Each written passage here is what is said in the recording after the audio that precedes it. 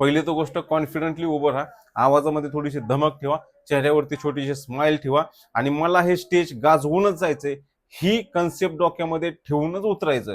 Simple आहे. मी ज्यावेळेस भाषण द्यायला जातो ना, मी एकच मनामध्ये विचार करतो, आज हा दिवस माझ्या भाषणाचा किंवा माझ्या लाईफचा शेवटचा दिवस असता तर मी कसं भाषण केलं असतं.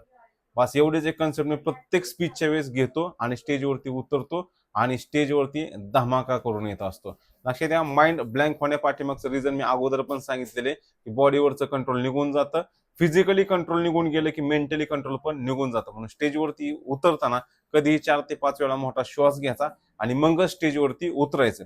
पण तुम्ही जर बिगनर असाल, नवीन असाल आणि भाषण खूप महत्वाचं आहे, तर लक्षात घ्या, ओव्हर कॉन्फिडंटली न जाता सगळ्यात महत्वाचं तुम्ही काय करा, सगळ्यात महत्वाचं थोड्याशा नोट्स असतील किंवा चिट्सवरती पॉईंट लिहून घेऊन जा.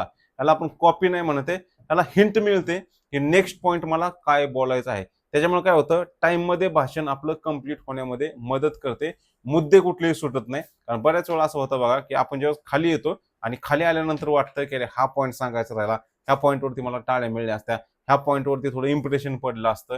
तर तसे जर काही पॉईंट असतील तर थोडेसे नोट डाऊन करून घ्या.